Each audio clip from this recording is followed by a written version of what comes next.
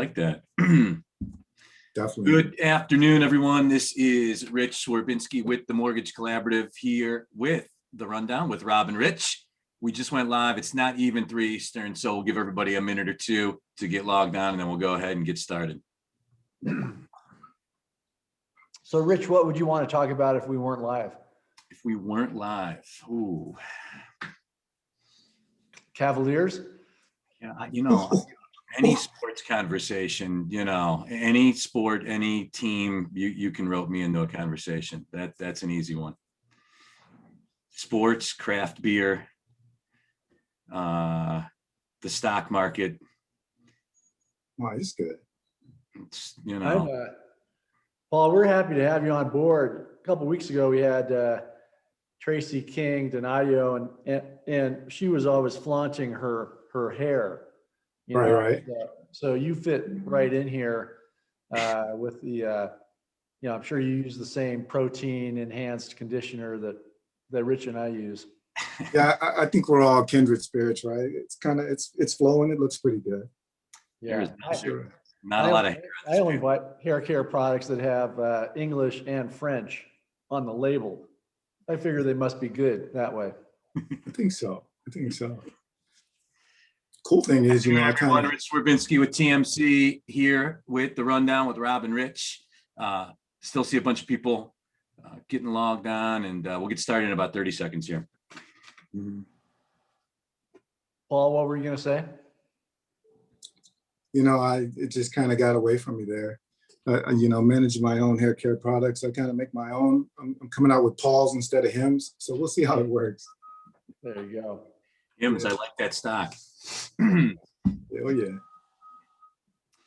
All right. Good afternoon, everyone. Rich Swerbinsky with the Mortgage Collaborative here once again with the Rundown with Rob and Rich every other Friday at 3 p.m. Eastern. Our wild whirlwind through all things mortgage industry and many other topics usually. So, and this week, as always, I'm joined by the Rob Chrisman. Rob, good to see you. Good to see you too, Rich. And this week, very pleased to have a special guest, TMC fan favorite, TMC lender member, TMC preferred partner, fellow French Bulldog owner, fellow Cal Berkeley child enrollee, and the always Stephen A. Milner might be the best dressed man in the mortgage industry. Paul Campbell's got the best outfits in the mortgage industry. So this is the best dressed week on TMC Connect. Paul Campbell of Equilibrium Solutions. Paul, thanks for joining us. Hey, Rich, so honored to be here. So honored to be a part of TMC and to be with Rich and Rob. Rob Chrisman is just phenomenal. And I guarantee you I'm not California sober yet. Paul's company, Paul joined TMC as a lender member. He co-owner of a mortgage company, Quick Mortgage Company.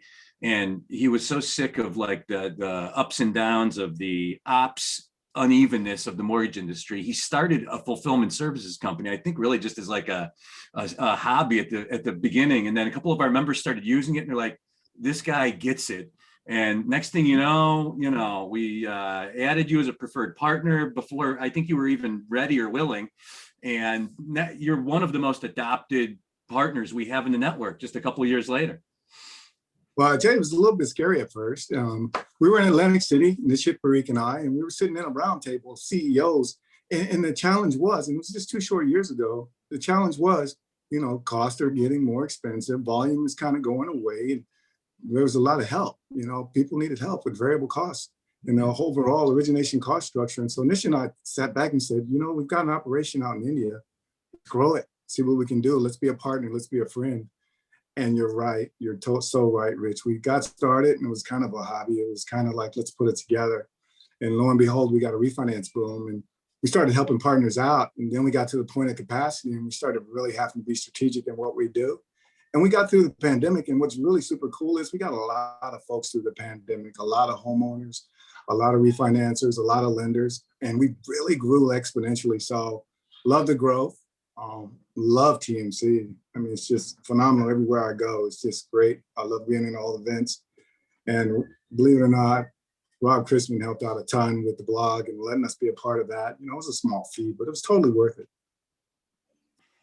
We get a lot of Well, questions. you know, it's interesting, and we may talk about this a little bit, Paul, during our session here, but it's easy to be a manager when you are out recruiting, hiring, expanding.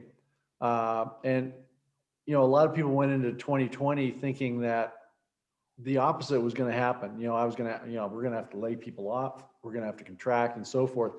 And this industry is so cyclical that the need for some kind of system like yours to be able to kind of dampen that accordion that we go through both with systems and with personnel. Obviously, you found a sweet spot. So congratulations on that. Oh, thank you so much, Rob. And you know where the big thing that I'm really looking forward to 2021 as we go further into the quarter and all the rest of the year is we're here again where there's a need to balance out, if you will, find an equilibrium in the marketplace with regard to staffing. Overall, you know, lenders are kind of looking like, can I sustain this volume? Maybe I can't. What am I going to do with my staffing? But there's an opportunity here with equilibrium where we can partner with you, you lenders out there, and just make it so it's your own. You know, we're super flexible, and I don't think people really realize is that we are a lender, Quick Mortgage, and this is our captive. And we treat your business like we treat our business, and that's what's special about it. I mean, we go through the ups and downs, and we see the needs. So we're not out there trying to get you to take away your core staff, but we're definitely there for those that need help. And I see the need to just grow and continue to grow as we get through 2021. Hey, Paul, before we get much further, I need to ask, you know, we're a lot of people getting Zoom fatigue and so forth, so on. But I find Zoom somewhat interesting. Who is in the photograph in the middle on the wall behind you? Oh, geez, that's my girl, Madison Campbell. Let me double check. She scored 1,000 points in high school. She's just a super duper. I mean, you see a little itty bitty 5'3" girl and just dominant, you know, started as a freshman in high school and all the way through as a point guard. So a point guard scoring 1,000 units that thinks pass first instead of score first.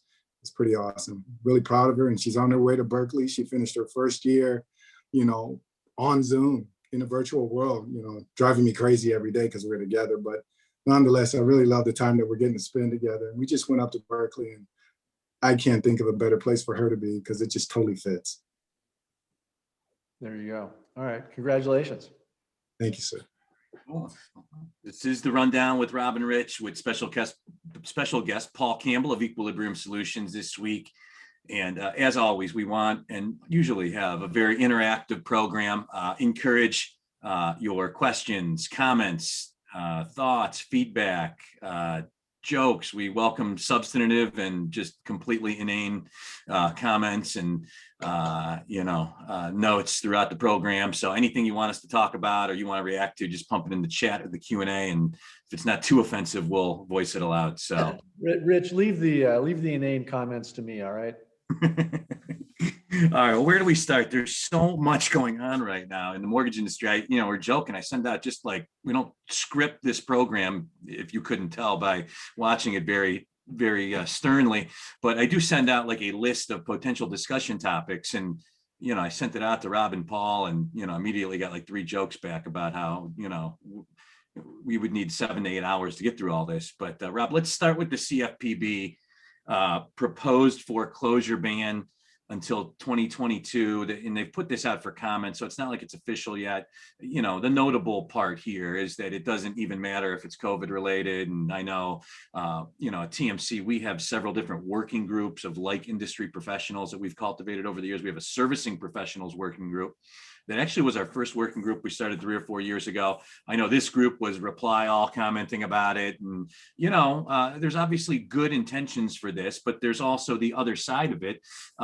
Any feedback from the reader base this week on this topic? Yeah, I've had some very intelligent conversations with folks, and intelligent on their side, I should say. The basic crux of it is that it wasn't a huge surprise. Some of the things that we get out of regulators and so forth are huge surprises, but this, wasn't a shock. The the CFPB with the new administration and so forth has not made a secret of its directive, its thought, its opinions about protecting the consumer in the pandemic and so forth. So it wasn't a shock, especially to mortgage servicers out there. But if you put, the feeling that I got from the emails that I received is, if you put on the hat of a servicer or an investor and you buy a mortgage or you make a loan, or you buy a mortgage-backed security, you have a certain set of assumptions with regard to that security and the loans in that security and how those loans are handled, and the the prepayment assumptions and the foreclosure assumptions and so forth and so on.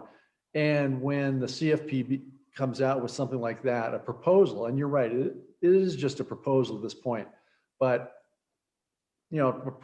proposals tend to have a way of working their way into the system.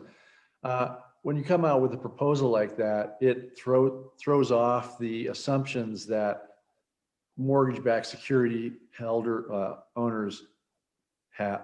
And the fact of the matter is, you've got a lot of servicers out there kind of wondering, all right, how is this going to impact our cash flow?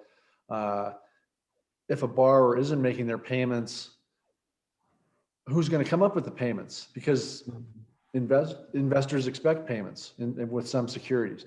So you have a lot of uncertainty out there, a lot of doubts. The CFPB certainly has time to rectify some of those doubts and hear the input and so forth. I certainly encourage everybody on this call to comment on the proposal.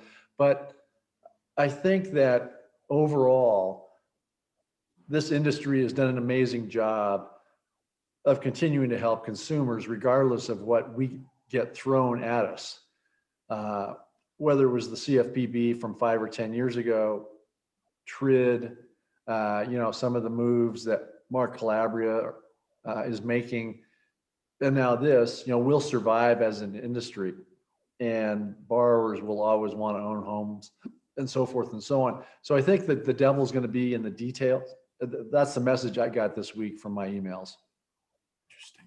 And certainly welcome anybody's feedback on the call about the CFP proposal to ban foreclosures until 2022.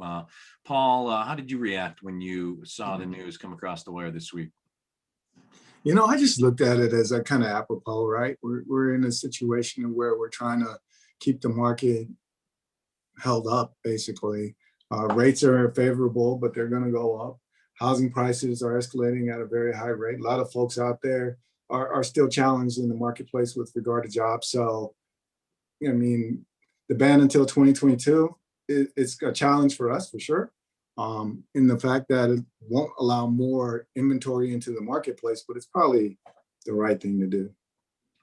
Inventory in the marketplace, something I want to get to in a moment here. But before I do that, Rob, so Rohit Chopra, the appointee, still not confirmed as director of the CFPB. I was just doing a little Googling around today, and it appears like this is going to be a 50-50 Senate vote. Of course, the vice president, Kamala Harris, has the tie-breaking vote and certainly would vote to appoint him. But if you have Senator Manchin in West Virginia that's on the fence, there was some speculation that just based on his past. So it's not, I think, now the acting director, I think, would still move these initiatives forward. But have you heard any chatter about the confirmation or any of this noise? This might be a short subject, Rich. I have not. Yeah. The eyes seem to be focused more on the Biden administration's housing proposal, the infrastructure plan and so forth. I recall with the Trump administration, it took months and months and months to fill some of these positions. In fact, I don't even know if all of them were filled by the end of his administration. So these things can drag on. So I think from what I've heard, or I should say, the lack of what I've heard from lenders is very telling. Is that they're focused on, doing as much business as they can in the current environment, and the nominees will come up as they come up. This is the Rundown with Rob and Rich. I want to welcome all of our attendees, including those of you that just got logged on here. Moving onward, the issue of just inventory in general and house prices is just, it won't go away, and for good reason. It is really just a dearth of homes on the marketplace right now. Values are skyrocketing. It seems like every week there's a report. A new report, showing either if it's listings or existing or new home sales up 14, 15, in some markets, 20, 25% year over year. I threw out a proposal on LinkedIn yesterday that I'm going to just call it the Swerbinsky plan for lack of a better term. And it's not too complex. It's capital gains tax exemptions for people that own investment properties, that sell them into the marketplace, to people that are obviously people that are going to buy them owner occupied. To me, this is, I'm dying for you guys to poke the holes in this, because to me, this helps the inventory issue. It helps the affordable housing issue. In theory, many of investment properties are lower priced homes. It helps the exploding home value issue if you put more inventory into the marketplace, and mortgage bankers make more money, which all of us love and our members love. So, Paul, shoot some holes in my theory here. Rob, anytime I can shoot holes in your theories, I try, but I really don't have an opportunity here. It's good for all of us. If more inventory hits the marketplace, if capital gains or taxation relief is in place, I think it's just a win. It gives more opportunity. And like you said, it will stave off the ever increasing equity in home prices. So it just allow that first time home buyer maybe to get into those homes, because a lot of folks that have, investment properties are kind of fit into the first time home buyer range. So it'll allow the millennials, if you will, that are settling down and getting out of the city, moving into the suburbs because they can work from home for sure, and starting to have kids. It'll give them that leg up so that they can get that momentum in the marketplace and start doing great things like we all have. So I can't poke a hole in it. It's really sound thinking in my estimation. Rob, you got to be able to poke a hole in this, right? But looking at investors, they get to sell high. They don't get taxed to death on their proceeds. To me, I'm trying to think of where there has to be something that doesn't make sense about it. Outside of the tax, you'll have less tax revenue that will come in. But so I'm trying to think, I'm trying to put myself in the position of a, middle-aged, border on elderly guy who may own a non-owner occupied home somewhere. And if this plan came up, I guess the first thing that would cross my mind is, do I need the money? Do I need the cash that I have tied up in this house? Let's say I don't need it. And let's say, in fact, I'm doing just fine. In fact, I want to buy more rentals. That probably wouldn't prompt me to sell. If I did need the cash, I think that would be a great plan. I may want to sell the house regardless of the tax consequences if I really need the money. So maybe the Swerbinsky plan, as it's commonly known these days, is, maybe if that is in place somehow. Of course, the devil's in the details. A lot of things happen. For example, with Fannie Mae and Freddie Mac, and they make this announcement, and then everybody says, well, wait a minute, what about this? What about that? What about this? But your plan, I think the issue would be, the taxes, the loss of tax revenue to the government. And here, the Biden administration is talking about increasing taxes in certain parts of the population. Janet Yellen's talking about like this global tax, and we have to pay for the stimulus packages somehow. And so the mode right now seems more toward tax increases rather than removing revenue. So I think that if you could work out that disconnect between less tax revenue and increasing inventory, I think that would be the big sticking point. But yeah, it seems.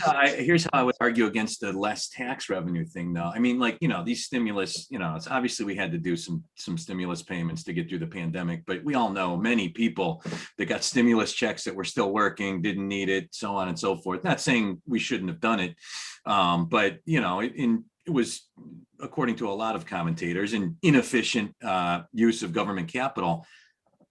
Stimulus through housing, right? People buy houses, more houses are being bought. People are buying crap that they would not otherwise buy, flooring and cabinets and furniture and TVs, and having cookouts and, big grocery store orders. And to me, this would be stimulus to the economy as well. And I think we would make up a lot of that tax revenue if come from all the people that bought these new homes that were out in the marketplace. Yeah. So let's, we're going to loop Paul in here, because I want to ask Paul about what he thinks his clients are thinking out there, because Paul has Equilibrium Solutions, has clients nationwide. But today in my commentary, I mentioned a CNBC article about how people in New York are already talking about moving to places like Florida, moving out of state because of the taxes that New York is thought to be going to impose, and it'll become, I think the article said, even more highly taxed than California. So there you have a situation now, Rich, to your point, to help your plan. People are definitely tax motivated. That they are mobile as never before. So yeah, maybe that would definitely help. So Paul, what are you hearing or seeing? I know it's kind of new about the Srbinski plan. It hasn't gotten in the mainstream press yet, but Paul, what do you think your clients would think about it? I think my clients, especially in the middle of America, would welcome that flight away from the coast for sure. We give them an opportunity to build up. And you can see the migration plans going across. A lot of folks going into Texas, still going into Texas, folks going into Las Vegas, Nevada, still going to Nevada and Arizona. But more importantly, you're going to get people kind of moving into the Rust Belt too. And I think that's going to be powerful. So if there was an opportunity for a plan that would allow that flow to continue to increase and would give some relief on the coast with regard to inventory, I just think it would be huge. Yeah, I think, Rich, if you, and I've been half-heartedly meaning to do this, there are a handful of very large companies that own, 100, 200,000 single-family homes out there in the United States. The Srbinski plan, have you brought those companies into the tax situation? I mean, what are your thoughts about corporations selling off tens of thousands of single-family homes? I've reached out to Google and Apple about the Srbinski plan. They have not got back to me. I don't know what's going on, but evidently it hasn't reached their radar yet. So this is the Rundown with Rob and Rich, every other Friday, 3 p.m. Eastern. This week, pleased to be joined by special co-host Paul Campbell of Equilibrium Solutions. And let's turn our attention to new presidential administration, President Biden. Certainly a lot of things he's starting to put in the hopper related to housing. Obviously came out with a big infrastructure plan that had a lot of housing tentacles to it. Also called on Congress to relax zoning laws for municipalities that rezone single family land for multi-use and commercial and use to be able to construct lower to moderate affordable housing units. Rob, I'll start with you. What, just in general, the noise you've been hearing in the email inbox and in response to your daily commentary regarding some of President Biden's proposed housing initiatives? Well, Rich, you might not like what I have to say about that. The Does he not know about the Swerbinsky plan either? the responses or what I've seen is that it is indicative of every new administration to come in and say they're going to do this and they're going to do that and they're going to do this and they're going to do that. And once again, the devil's in the details. The devil's in, can they actually carry out what they say? I New Year's Eve, I'm not going to drink anymore. I'm going to lose, 20 pounds. Go rob. January 2nd, January 3rd. New Year's resolutions tend to crumble. It's very difficult to get a lot done in this political environment. And so the responses that I've gotten, like I said, you may not like to hear this, but the responses that I've got are, we have another administration, another set of pie in the sky ideas. And, there's a lot of skepticism, shall we say, about getting some of these things done. Paul may have heard something more optimistic. You run a mortgage company, you run a fulfillment services company, so you're dealing with clients, you're dealing with lenders all across America. What have you heard just in general, general scuttlebutt related to President Biden's housing initiatives that he's starting to socialize? As he is starting to socialize it, I think that what I'm seeing and possibly what I'm hearing is focusing on the low to moderate income group, which seems to be, that's the ticket every time we get a new president. The challenge is their ability to pay back those loans, their willingness to pay. The great Stephen A. You got to be able to pay it back, and you got to have that discipline. So it's going to be a lot of work. And I'm not so sure that, President Biden and team, of course, I'm sure they know what they're doing, but there just seems to be the devil's in the details, like Rob said, and you really got to get to the ground floor and you got to get rocking and rolling on it. And that way you can prepare people for the opportunity with the rezoning of land and everything else, districts, to where they really can have a home that they can afford, that they can survive when times get lean and be able to make those payments, so that we don't end up in another situation where we start making up products in the industry and just kind of moving things around to just kind of generate volume, and we end up with a lot of foreclosures. I don't want to see that again at all. Yeah, Paul, you touched on a good point, because when you look at the way housing works in the United States, way back when the federal government says, well, we want 70% home ownership. Let's get there. But by the time that directive filters down to the states, and then to the counties, and then to the towns, then the local zoning ordinances, it tends to get beaten down quite a bit. And so the federal government may want one thing, but then you're a city councilman and you're dealing with a group of irate homeowners in the area where you want to build, 50 units of affordable housing, and they're screaming and yelling, and the zoning doesn't require it or doesn't call for it. There's a disconnect there. So I think the Biden administration, from what I've seen of the plans, are going to try to maybe eliminate that or help ease that a little bit. So it'll be interesting to watch. But Rich, to Paul's point, it takes a while, and we'll see what works. Let's see. Should be interesting. This is the Rundown with Rob and Rich, joined by special guest this week, Paul Campbell of Equilibrium Solutions. Have about 15-20 minutes left, and some comments starting to pile up in the chat here. Some in favor of the Swerbinsky plan. Somebody noted that they read something about a similar plan, but it was only if sold to first-time home buyers. And also referred to combining it with the $15,000 down payment assistance grant that has been talked about. And I guess let's stop there for a second. the first time home buyer down payment assistance grant, that was one of the hallmarks of Biden's housing plan, just, in the run up to the election, something he hasn't really talked about at all since being elected.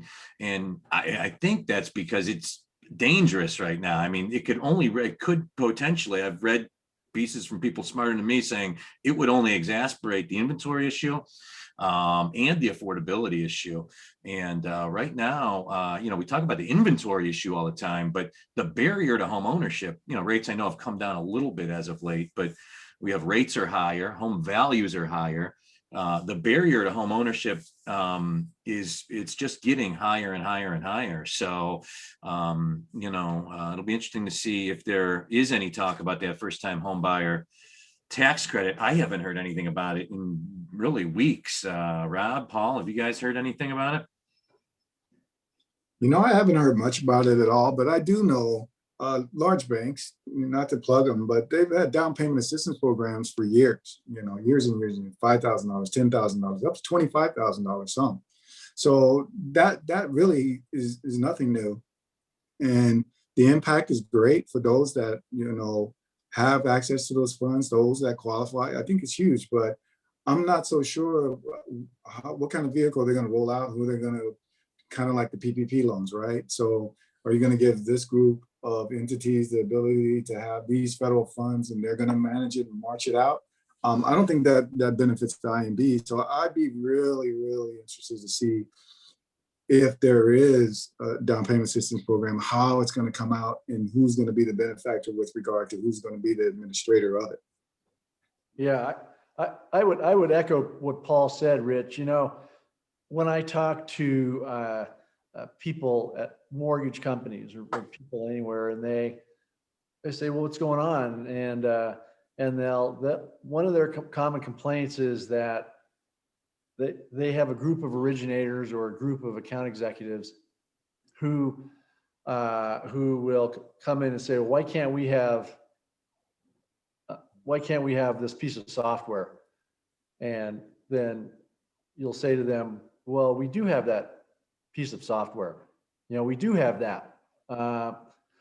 People don't use the tools that are available to them. People don't use the down payment assistance programs that are already out there that they may just not even know about. So why add another down payment assistance program if your existing staff isn't using the ones that are already there?"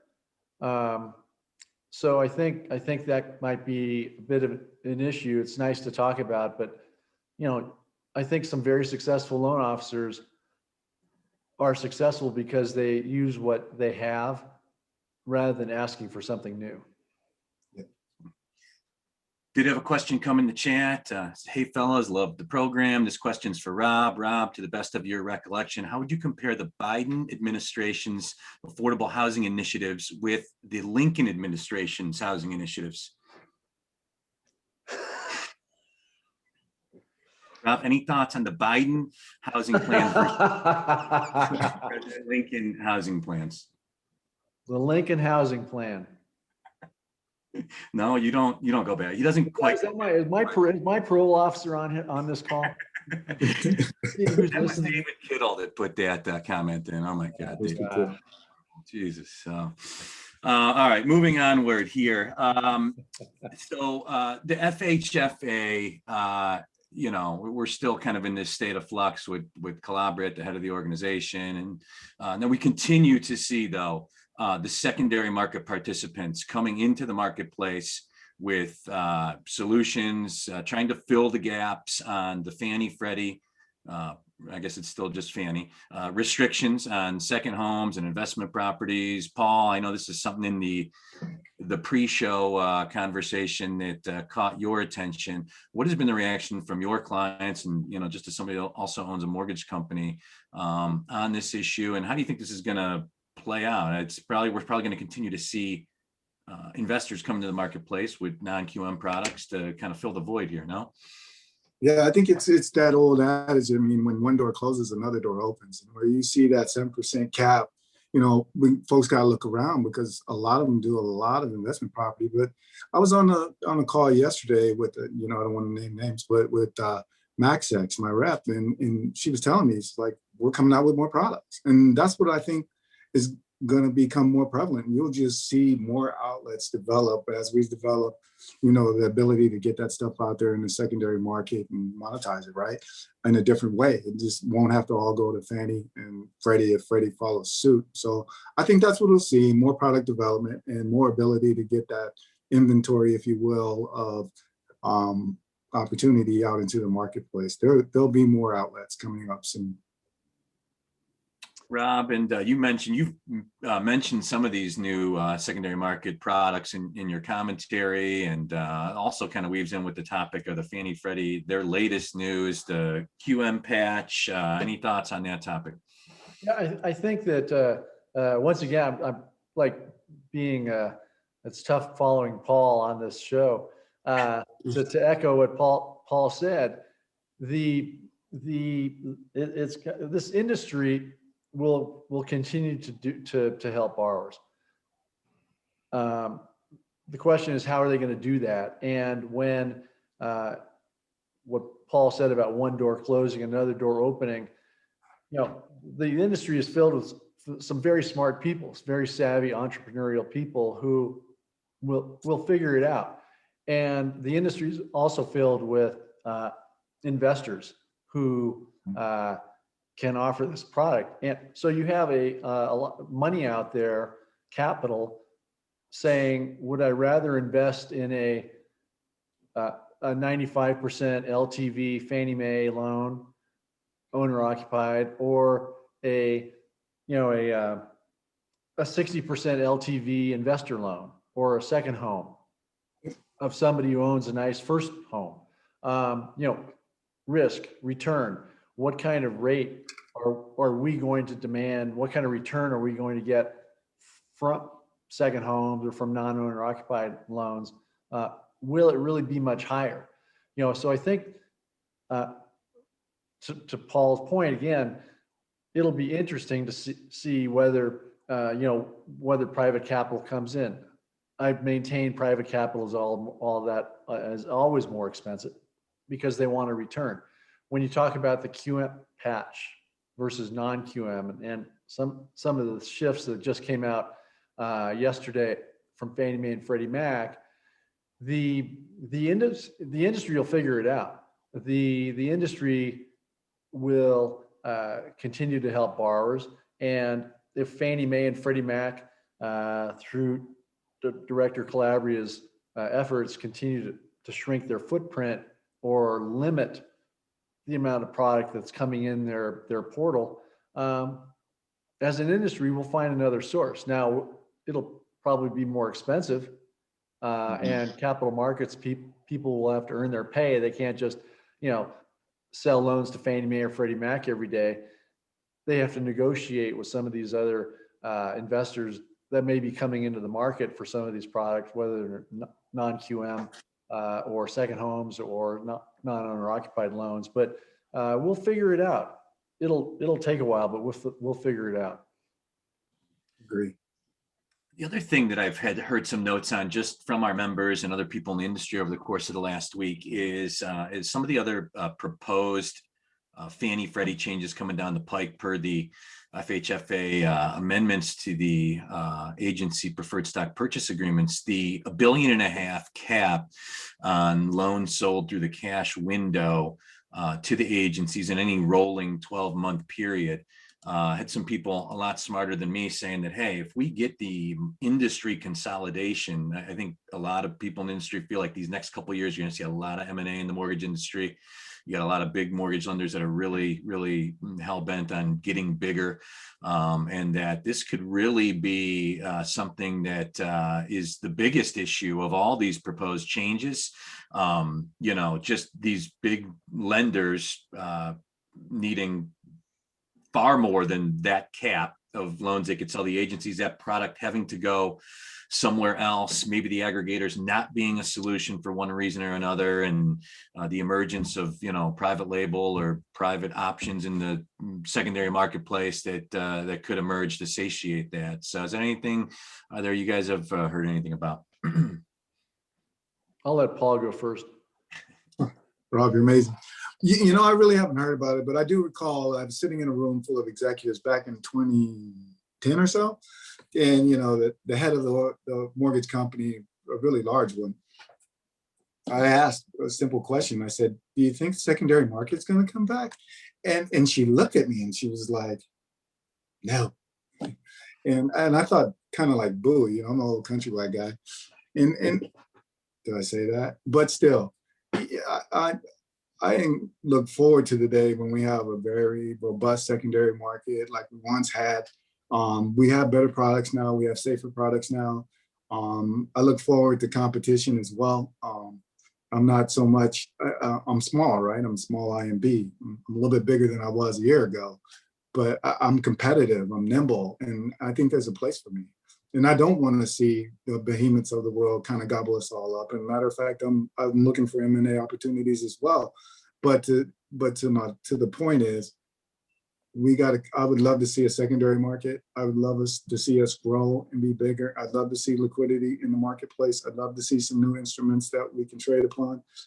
So to answer your question, that is my answer. What do you got, Rob? Yeah, I would, when I got into business in the 80s, Paul, the fact of the matter was, as a secondary marketing person, part of my job was trying to find investors for products that maybe mainstream investors didn't want. And so there were pension funds, credit unions, regional banks, and so forth that had a demand. They needed assets. They wanted the loans that we were able through our origination network to produce. So they wanted that product. That's on a small scale. On a big scale, Rich, if I'm a large independent, and Goldman Sachs is knocking on my door and saying, hey, you underwrite the loans using DU and LP, and you know what? I think we can go to market with a pool of loans, and we can eliminate some of these loan level price adjustments, some of these G fees. 10 basis point G fee from 10 years ago about some highway plan, whatever, blah, blah, blah. If a large investor or a large originator is approached by an investment bank, then they're able to structure a deal like you said, Paul, and there's demand for, I think it'll do well. And so whether you're a small shop who is originating loans and selling them to a local credit union or a local pension fund, or whether you're a Loan Depot or a Fairway or a PennyMac or somebody who can play with the big guys and issue securities, and it's cost effective. Like I said earlier, eliminate some of these loan level price adjustments, or eliminate some of these guarantee fees, G fees that have put in place by Fannie Mae and Freddie Mac, and it makes sense. That could flourish. So yeah, I'm optimistic like you are, Paul. Very. This is the Rundown with Rob and Rich, joined this week by special guest Paul Campbell of TMC Lender Member Quick Mortgage and TMC Preferred Partner Equilibrium Solutions, who provided so many fulfillment service solutions for so many of our members last year when all hell started breaking loose in the summer, and people are like, oh my God, I think we need a bigger boat. And we've got just about 5 minutes left. So any questions, comments, thoughts, this would be the time for them in the chat or the Q&A. And fellows, with the remaining time, we got Marcia Fudge won't cut insurance premiums. CFPB warns people unprepared is unacceptable. Private equity, continue to see a lot of private equity getting pumped into mortgage fintech. Of course, there's always the wholesale mafia wars.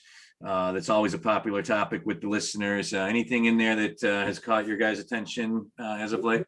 I wanted to ask Paul to ignore what you just said, Rich.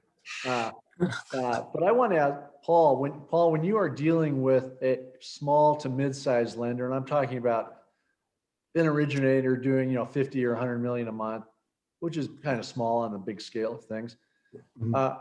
And they come to you with, Paul, what can Equilibrium Solutions do to it? Why should we use you? Why should we outsource everything? We've got, Betsy's doing a great job underwriting, and Frank's doing a great job, drawing docs and blah blah blah. What is it about your company that people that attract, that attracts other companies? At Equilibrium, pretty straightforward, Rob. I talk to every one of the customers that come across. We develop a relationship, and they know that we're going to treat them the same way we treat our customers. And we have a lot of folks that ask a lot of questions. I was just asked the other day, like process flow questions, like, Paul, the loan comes from an originator, it goes to a processor, it goes to an underwriter. And I was like, that's awesome. They're like, what can I do? I said, well, you can go from an originator to a setup team straight to your underwriter, especially now because of purchases. You can get that pre-qual out, right? And then you can turn around and continue to work on your business. It'll come through the pipe a lot faster. And so as we sat down and kind of talked a little bit more, they said, well, my underwriters, that Betsy underwriter, they've been with me for 10, 12 years, Paul. I said, it's not about getting rid of your underwriters, but you can kind of push your loans this way, and we can underwrite them and sign off on them. And you know what you're going to need? You're going to need Betsy to QC your loans. And that's where it comes from being a lender. Because I'm like, you're going to have to step that 10, 20% QC up to probably like 100%, right? Everybody's coming after us for EPDs, right? Early payoff. And so it's like, let's kind of check it out. And EPOs, let's check it out, because your default rates are kind of climbing a little bit. Everybody's trying to refinance your product. Let's get a little bit more sound at what you're doing. You can focus on how you're locking loans and what your loan originators are doing, your sales habits. And then we can backstop your product and make sure you're not making mistakes by your own people, can QC it at a higher rate, and we can help you out. So just being able to be a consultant and a friend, and I really do lean on the friend part. We have the ability to be both. And that's what's exciting about Equilibrium. Average salary for an underwriter nationally, TMC benchmark, 77 to 93,000 a year, and not counting bonuses. Just during the pandemic, that Right. is what the escalation.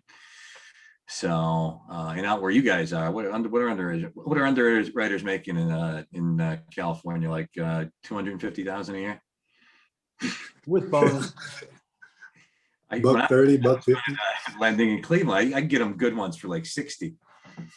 Hey, Rick, haven't you heard everybody's working from home now, and the company Cleveland. has underwriters in places like Manitoba and Seoul, Korea, and Right. Yeah. There's certain things from the pandemic that like won't go away. Work from home, fulfillment services. I can't tell you how many of our members, like in September and October, like a lot of maybe of our depository members, they couldn't get approved internally. And like Paul's company is onshore and offshore, but maybe, like a community bank that just couldn't get past doing the offshore thing. Like in September, they're like, oh my God, who do you got for fulfillment services? I'm like, well, we got a great part, but it was just tough because it was so busy at that point. To start doing that during that period of time was kind of crazy. So, yeah, it was tough. It's definitely tough.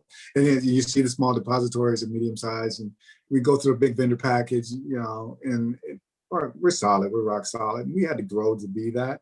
But by the same token, I was getting like, how soon can we start? How soon can we start? And it was interesting. And then that's another thing at Equilibrium. You sign the contract and I'll start you the next day. We'll walk through your process. We'll do it in Zoom. And my people are super well skilled. And then you can start generating business with me within a matter of 72 hours, as opposed to you got to wait 90 days or 60 days for me to build the staff up for you to be ready to go. I have to be careful sometimes because we've had to work like an accordion, as Rob said, with the capacity challenges. But that's kind of our mantra and the way we roll. That's what we always hear from lenders. Like it's easy to get up and running. It's easy to do business and not a lot of red tape and minutia. Like TMC, I joke, but it's not even a joke. Like I'm our lawyer. Like, you know, Mhm. you're not gonna get 3-week contract reviews from us. So, but all seriousness, great job, Paul, with the member base last year. You helped them out immensely, and appreciate it. So, Such our pleasure. Thank you.